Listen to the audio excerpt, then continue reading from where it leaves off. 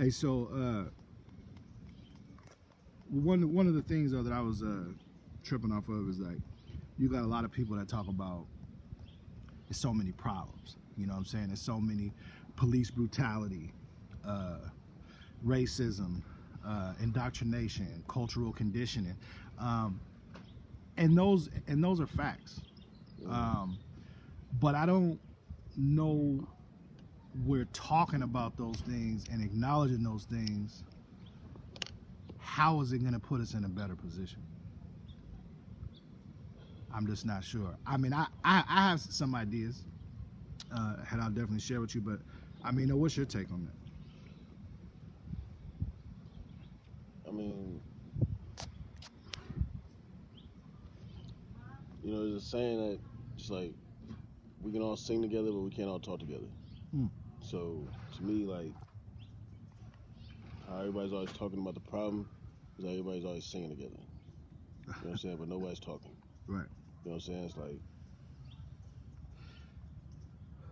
we can talk about the problem all day. I mean, like you said, those are facts. You know what I'm saying? Police brutality, systemic racism, social injustice. I mean, these are all facts. Right.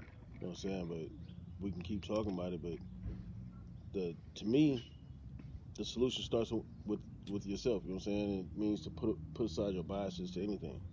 Because, like we were saying earlier, it's like everything is set up to separate you, whether it's through religion, sexual orientation, political beliefs. You know what I'm saying?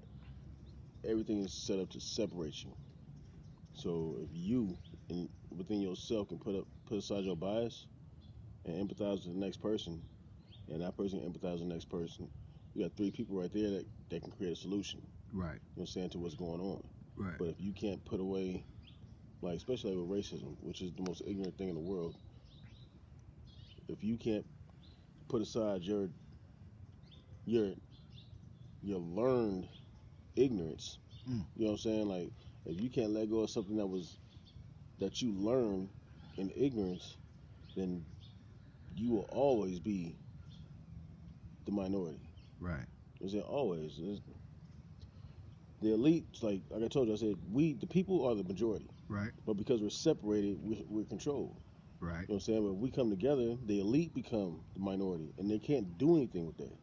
They can't control people that are like-minded. Right. You know, one mind, one accord. Well, like for example, police. You know, there's been something that people have said.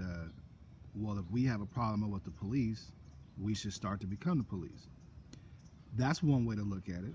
That is one way to look at it. I mean, another way to look at it though too is stop committing crimes.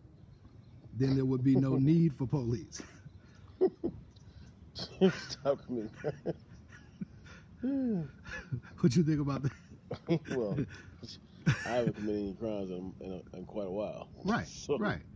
And you know, you working, you taking care of your family. You know what I'm saying? But it's like, okay, but that's not really, like, that's, okay, so stop committing crimes. That's a talking point people use. And whenever you saw somebody getting murdered unjustly, they was like, well, they shouldn't have committed a crime. Mm-hmm. Most of these people that got shot and killed didn't commit a crime. Okay. You know what I'm saying? I can't remember that white guy's name who was begging for his life on his knees, trying to obey the commands that were given to him that were so goddamn confusing it was hard to watch, and they gunned that man down like a dog. Right. And he didn't do nothing. Right. You know what I'm saying? He didn't do anything wrong. Right. But his life was taken. Right. You know what I'm saying? Flav Castile. He didn't do anything wrong. His life was taken. Right. You know what I'm saying? George Floyd. He didn't do anything wrong. Right. And I'm just like, it starts with one person, you know what I'm saying? It starts with one person that's just not going to allow that to happen. You know what I'm saying? And I'm saying this because we all saw what happened to George Floyd. Right. Nobody did nothing. They watched that man get murdered. Okay, now that's the key word too. Nobody did nothing, but by doing nothing, that is something, so much so that why are we filming? Right. Like how we grew up, it was like this. If you, let's say you was fighting a dude and another dude jumped in and somebody filmed it. it's a 99.9% chance that the person who filmed it is getting their ass whooped. Excuse my French. Once you find out who filmed it. I'm going after you first. That's just like back in the days, like, nigga, if I get jumped and you run off, I'm going after you first. Right. You know what I'm saying? I'll get them later, but I'm getting you because you should have never left me. Now, living in the day and age that we live in, I'm a skeptic when it comes to a lot of things, right? Or quote unquote or conspiracy theorists. Like we recording right now, right? You know, it seems like all of these shootings, all of these televised things is in HD. How is it that these camera crews and these different media outlets have footage to where if you go back in the archives years ago, and I don't care what kind of cell phone, high-tech cell phone, why does it seem like all of these incidences are in clear HD? It's almost, to me, it seems like it's not believable. It's kind of like the point that Dick Gregory made when OJ was driving down the freeway in the Bronco, and people already had signs made, holding up signs talking about juice go. I don't know. It seems a little suspect to me. Right. Yeah. It seems a little suspect to me. So I mean, you're right. You know, a lot of those people were killed, not doing anything. You know, they were innocent, and they were proven guilty, but by the powers that be, or that put them in those situations. I'm questioning the clarity of the footage, and then the agenda behind promoting it. Separation. You know what I'm saying? Because it's always going to be. I mean, look what happened when it came out. Black Lives Matter was a statement. Mm-hmm. Then it turned into an organization. They funded by George Soros. Mm-hmm. You know what I'm saying? So it's like the organization is full of shit. You know what I'm saying? But then as soon as they came out with that statement, Black Lives Matter, what they say? All lives matter. Mm-hmm. Blue lives matter. The only blue light that mattered to me was a Crip face. Straight up. Straight up. You know what I'm saying? Other than that, you know what I'm saying? Like that's, you know what I'm saying? They did that, and what they do, it created separation. Right. You know what I'm saying? Just more separation. It's like, okay, we fractured, we've broken them up more. You know what I'm saying? That's good. Right. We can control that. It's like a societal airframe test. You know what I'm saying? When they build an airframe, they hit it in certain places to see, you know what I'm saying, what kind, if it can take the turbulence. And if it breaks somewhere, you know what I'm saying, they know it's faulty. They do this all the time in society. They'll throw something at you and see how society reacts. Right. You know what I'm saying? These are things like, you gotta understand, the elite doesn't operate on what we're gonna do next week, what we're gonna do 6 months from now, what we're gonna do a year from now. They operate on what we're doing 10 years from now, 20 years from now. You know what I'm saying? Everything that's happening now was already put into play, you know what I'm saying, decades ago. Right. You know what I'm saying? I mean, that's a fact. You know what I'm saying? They have to think like that. That's why they're always ahead, because we're so ignorant. You know what I'm saying? We think we have freedom, but you don't. You know what I'm saying? Well, that was kind of like I was talking to my daughter the other day, and she was talking about like a while back when there was curfews, or a while back when there was like mandates, as far as like, you know, different stipulations as far as what we can and cannot do. Mm-hmm. Now, I've been summoned for jury duty, which means I get a legal document in the mail that says you need to call on this such and such date, call this number at this such and such time to see if I have jury duty. I never received anything official. Facebook or social media had the power enough to keep everybody inside the house, even like a mask mandate, for example. And so it just seems like it's a game, you know? Right. Because I received jury summons and I'll never win. But I'm saying, under what official capacity? So I guess the point I'm trying to make is that you said that they operate, you know, 10 hundreds of years ahead. Okay. So we allowed all of this to happen then. Because people want to believe in something. You know what I'm saying? They want to believe. I mean, I can't believe what I'm saying. It's like, let go of what you feel and hold on to what you know. You know what I'm saying? Like, more people hold on to what they feel versus what they know. They reject what they know, and that's in life in general. You know what I'm saying? Relationships, legal things. You know what I'm saying? Just like, you know, there's no law in the book saying you have to pay taxes, but they'll put your ass in prison for it. You know what I'm saying? There's no law at all saying you have to pay taxes. Then again, it says taxation without representation is robbery. My taxes aren't being represented the way I want them to be. Right. You know what I'm saying? At all. Right. in any way, shape, or form. You know what I'm saying? But people believe that this is the right thing to do, so they just go along with it. Plus, a lot of people just like we were talking before. You know what I'm saying? Like, people don't want to risk anything. You know what I'm saying? They want change, but they don't want to risk anything to get it. Mm. You know what I'm saying? That's just the bottom line. They want change without They want being change, but uncomfortable. they don't want to do what it takes to get change. And to get change means things are going to get uncomfortable.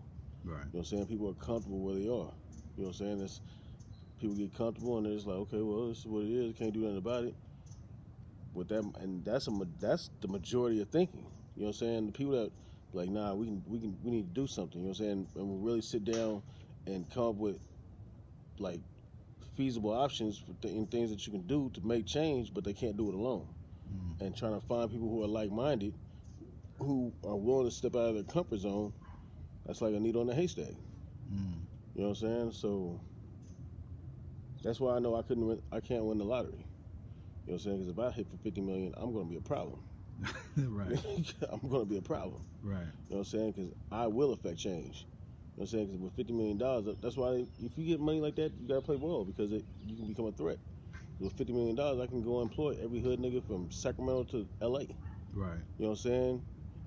Train them, educate them, get us all on one accord, and then what are you going to do?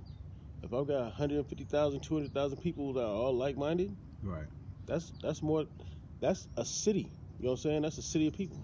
So if we go back, because we're talking about, our leaders before, right? So like when you look in this day and age, we don't really have too many leaders. None. I mean, I can't really think of one. I think Pac may have been the last leader Don't that get me we started had. on Pac, cuz I don't even fuck with Pac no more. Okay. I like Pac. I didn't like Pac in the beginning because, first of all, he moved to Marin first when he came from the East Coast. And some shit happened out in Marin. That's where my family's at. You know what I'm saying? So my family wasn't fucking with him. So I didn't fuck with him. Mm-hmm. I got respect for Pac when he got shot and they just put him in the ambulance and he was like this. And at that time, my mind state was like, man, I feel that because I was the same way. So that's why I was fucking with him. But then I started looking into some things on Pac, and I'm just like, man, you got to think I think it was in his album Apocalypse Now. He said, I'll be rich until 96. Now he said this is like 92 when he said this on his album. So I'll live rich until 96. Okay. Then he got killed in 96. Supposedly. Right. You see what I'm saying? Right. Like, it's just, I don't know, cuz like, I'm like you. You know what I'm saying? Like, I'll start going down a rabbit hole, cuz, and I don't even know how the hell to get out. Right. It's like and then certain things, like once you know something, you can't go back to not knowing. Right. You know what I'm saying? It's like, that's like the knowledge is a blessing and a curse because the more you know, the smaller your circle gets. You know what I'm saying? Because you know something and then other people just won't accept it, even though it's the truth. Right. You know what I'm saying? You can look it up. You know what I'm saying? Like I said, man, you guys got a plethora of information. You know what I'm saying on these things because it's not regulated yet. Right. And they've been trying to regulate it. Right. But you got so much information on these things that you can look up for yourselves, like the coronavirus in general. You know what I'm saying? The coronavirus that broke out, if you look into it, the United States government has a patent on that. They got the patent back in like 2014. The vaccine, United Kingdom has a patent on that, and they got that back in 2016. Mm-hmm. So it's like, this shit isn't new. It damn sure didn't start from somebody eating a bat. Like, what the fuck? It's like, yeah. A wet market. I was gonna say. So as far as change goes, right? Like this is my theory on the change. So touched on becoming police officers. Touched on basically being in positions of authority or power. Like what you said, like the Black Panthers did that. They Right. policed their own neighborhoods. Right. You know what I'm saying? They wasn't with people pimping. They wasn't with selling drugs. You know what I'm saying? They wasn't going for none of that shit. Even Donald Goins in his books, you know what I'm saying? Kenyatta. You know what I'm saying? He wasn't a Black Panther, but he didn't go for that shit. You know what I'm saying? He wasn't with all that pimping and shit, and he didn't fuck with drug dealers like that. You know what I'm saying? They policed their own neighborhoods because they knew the people in the neighborhoods. Right. You know what I'm saying? So, but look what happened. So it's like we try to become our own police force. I think, okay, the answer to So we want to talk about the solution to what's going on with the police. You have to rebuild the whole system. Okay, so let me say this. A lot of times you don't see what you see as far as other imagery, right? Which is part of the cultural conditioning. So you see young black males or Hispanics, so on and so forth, in custody of police, rather they're being taken in or rather they're being taken out. Taken out meaning being killed. Mm-hmm. If Black Lives Matter was a true movement, I think to combat police brutality, if black young men or any men of color had life insurance policies, the life insurance companies would be screaming Black Lives Matter because now your life Right. or your death would be profitable. And then we put ourselves in position of legacy. So if, we were talking about earlier being reckless. So it's an easy strategy. Now, why aren't they going over there killing people in the Beverly Hills and so on and so forth? Those people commit crimes just like the average low-income person does. Those people have connections in the political system and in the legal structure. Well, even if they don't, they have resources. Exactly. So we all have access to the resources. I just think that the information isn't being amplified. I don't know if we all have access to those resources. I mean, we might have access to them, but will those resources that we have access to give us their, allow us to use, their expertise, like, okay, think about it. This dude, what's his name? Crump? The black lawyer that has represented damn near every family. Whole speed now. You know what I'm saying? Like, where's nigga come from? How can you represent all these people all over Is the that Sharpton's partner? You know what I'm saying? Like, nigga, where the fuck you come from? Yeah. You know what I'm saying? And why are you representing every single family out here? Mm-hmm. Like, there's no other lawyers. You know what I'm saying? Like, that stands out. Like, fuck, who is this dude? Right. You know what I'm saying? It's like, well, all this shit, I mean, there's more than enough evidence out there to have already affected change. But like I told you before, it's like they give you some crumbs. Mm-hmm. You know what I'm saying? And people are satisfied with that. You know what I'm saying? They give these families millions of dollars. Okay, now what? You know what I'm saying? You're good now, so you go get you some land. Stay out the way. Right. You know what I'm saying? It's like, and the same shit happens to somebody else's family. You go get some land, stay out the way. Right. You know what I'm saying? Because you good now. But it continues to happen. So you think from the compensation that people are actually getting, they're starting to, they get the compensation and then they separate. So kind of like when they say, oh man, you made it and you left the hood. You didn't, didn't get back. Yeah. It's like you can't knock somebody for, you know what I'm saying, because it's like Jesus said, you know what I'm saying, a prophet is welcomed everywhere except for in his hometown. Okay. You know what I'm saying? Like, Jesus was welcomed everywhere except for where he was from. You know what I'm saying? Like, for real. Right. It's like, because we know you. You know what I'm saying? Like, okay, you know me. So what's wrong with that? You know what I'm saying? It's like, I mean, look what happened to Nip. You know what I'm saying? That man was doing it. Right. You feel me? There's probably some more to that too, but I mean, he was doing it. And then somebody from the hood, his own hood, you know what I'm saying? Like, who apparently was a real hitter. You know what I'm saying? But you get that mad and you go smack a nigga, it's like, damn. So it's like, you can't blame somebody for making it and then getting away from the hood because that's where he's going to get the most, that's where people are going to hate him the most. Right. You know what I'm saying? Even Snoop said it. He was like, I was out here, you know what I'm saying? I'm getting his hate. You know what I'm saying? He said, I go out to New Orleans with Master P. He's like, I go to the grocery store to buy some groceries. He's like, nah, Snoop, I got that. He's trying to put some gas in my car. He's like, nah, Snoop, I got that. He said it was like that for the whole time he's out there for 3 years. Right. He was like, I was getting more love over here where they don't even really know me. Right. Whereas at home, I'm all getting his hate. So why the fuck I want to be here? I'm going to go where I'm getting love. Right. You know what I'm saying? So, but it's like the people that are getting compensated, that's like, you can't expect everybody to be you. You know what I'm saying? Straight up. Right. And heaven forbid, because I wouldn't live to see the conversation. Somebody, you know what I'm saying, people hurt one of my kids, you know what I'm saying? Like, it's right. fuck your compensation, cuz I'm gonna get some get back. Right. You know what I'm saying? Like my shirt says, you know what I'm saying? Some protests, I retaliate. So even in that regards, the emphasis on money. The emphasis on money is like, okay. It's like if you get that compensation because they killed your family, your child. Right. What are you doing with that money? Because like me personally, like I said, I can't expect everybody to be me. But say that happened and I got compensated like $12 million. I'm putting that $12 million into getting you motherfuckers out the way, making serious change. Like I'm going to cause so much problems for you that change is going to have to happen. I'm going to put the money I got for you taking my child. I'm going to put forward to making some serious change. Right. You know what I'm saying? I'm not going to just get this money, go buy me a house, and fade off into the sunset. You know what I'm saying? Like that doesn't. It's like it doesn't make sense to me. You know what I'm saying? Like, because you can't put a dollar amount on somebody's life.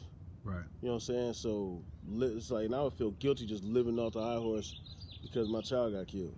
Because eventually you're going to forget that shit. Right. You know what I'm saying? If you get compensated because your child was killed and they give you X amount of $1 million and you go get you a nice house somewhere and you know what I'm saying, you just pay for all your bills and you're living comfortably, in a few years you're going to forget why you're living comfortably.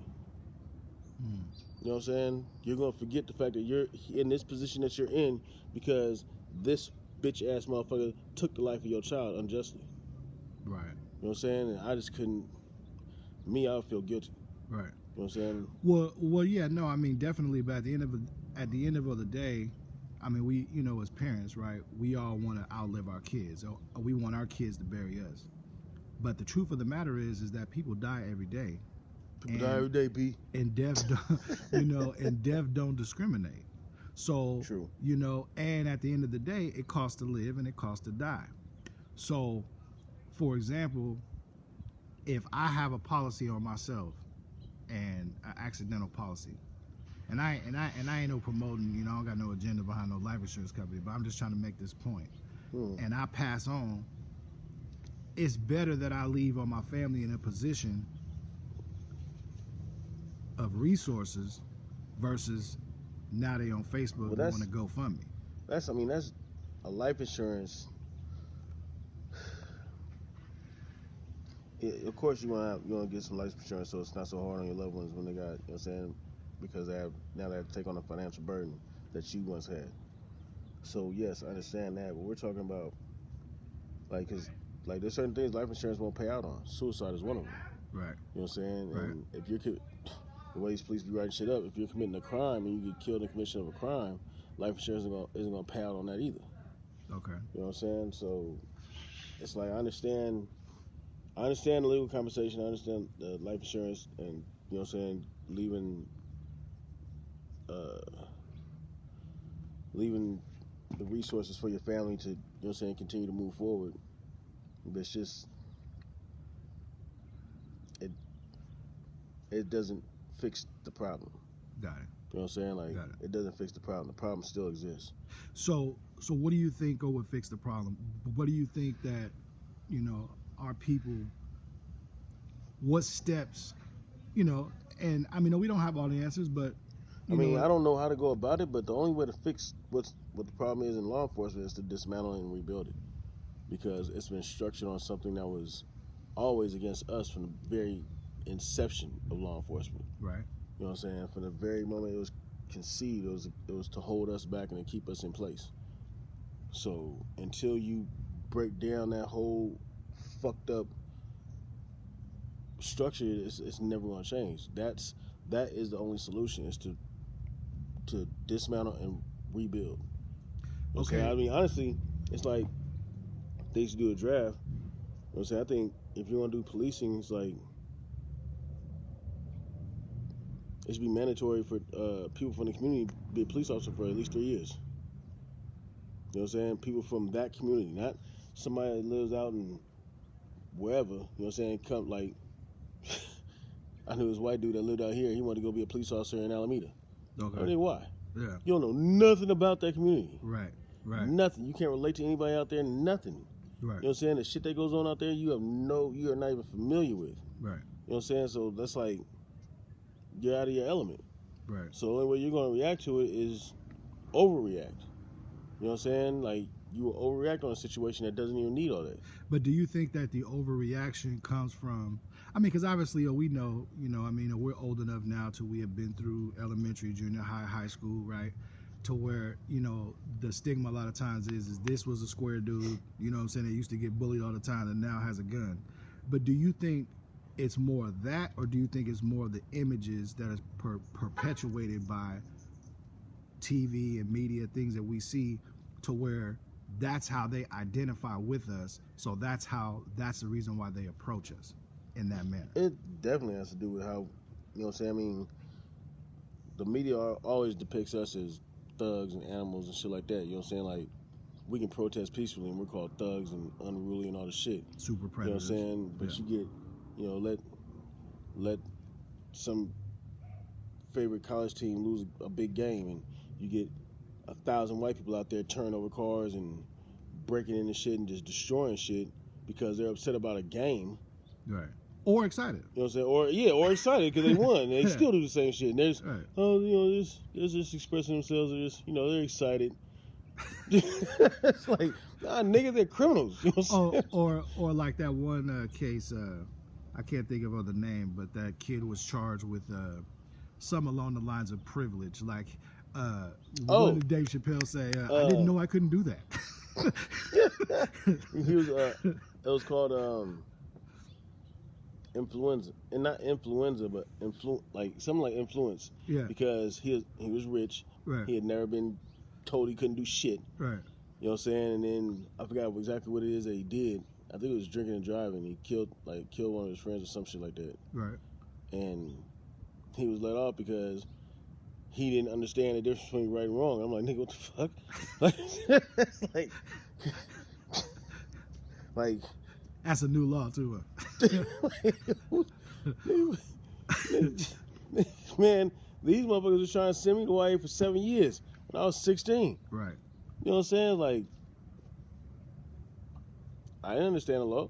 You know what I'm saying? Like, right. And it wasn't like I was out there trying to kill any people that were innocent. You know what I'm saying? It was like, I got to the point where I was going to give you reasons to leave me the fuck alone. So, if you were fucking with me and you caught that shitty end of that barrel, nigga, you know what I'm saying? I wasn't out here trying to hunt down innocent people. Right. You know what I'm saying? I was defending myself and the people I love. So, and they was trying to send me away for a good minute. Right. But this dude, because he has money, I mean, just look at that dude, Brock Turner, raped that girl behind the dumpster. Okay. She was unconscious.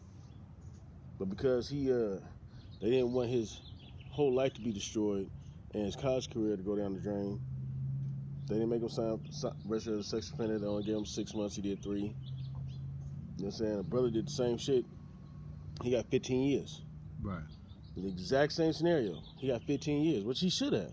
Right. Piece of shit. She's doing taking advantage of women like that, nigga. Right. You deserve all that. Right. But why didn't this other white boy get it? Because he had influence. His parents come from, you know what I'm saying, a long line of money. Right. You know what I'm saying? So, I mean, that's justice isn't blind, it's selective. You know what I'm saying? Straight up. It's not blind at all. Because it picks and chooses. Right. You know what I'm saying? DAs and public defenders go to lunch together. You know what? I was having a conversation with my cousin, and we were talking about how, because talking about a reform and breaking everything down.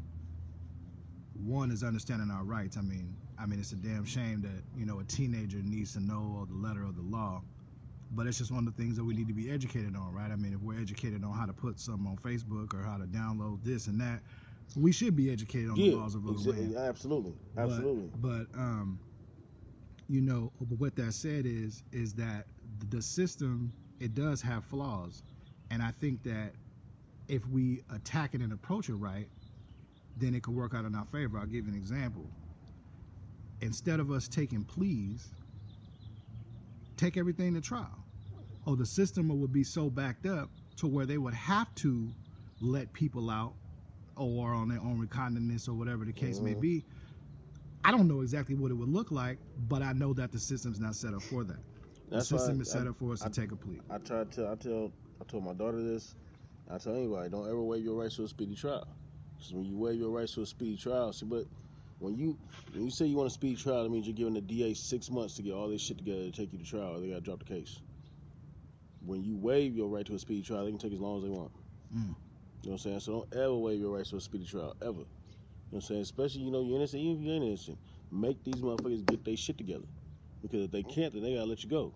Most of the time, and never waive your speedy rights if you're not on the streets.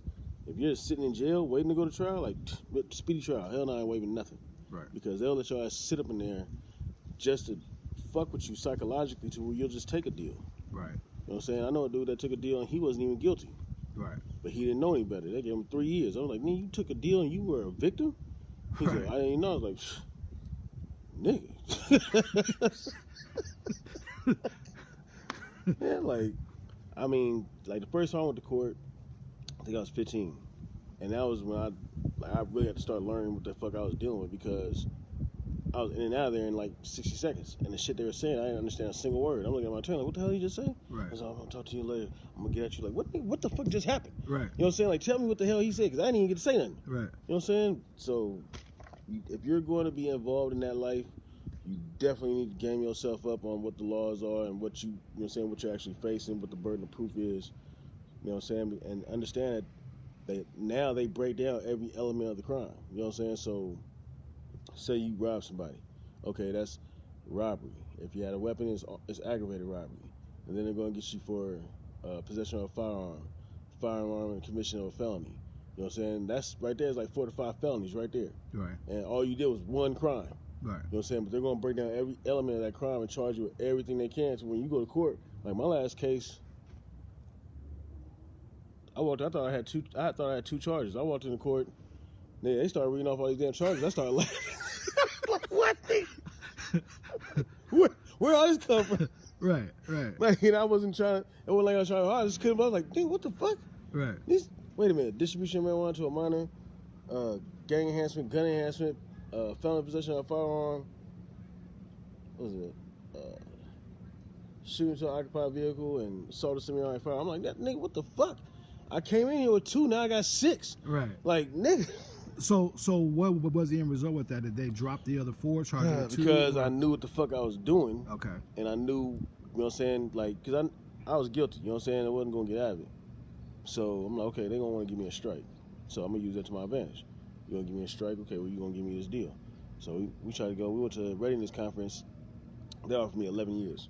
Me and my attorney was like, no, that ain't no deal. You know what I'm saying? I can get found guilty on all this and do 11 years on half. Okay. So next day, we were going to preliminary hearing. If the guy didn't show up, we was going to get a lot of shit thrown out.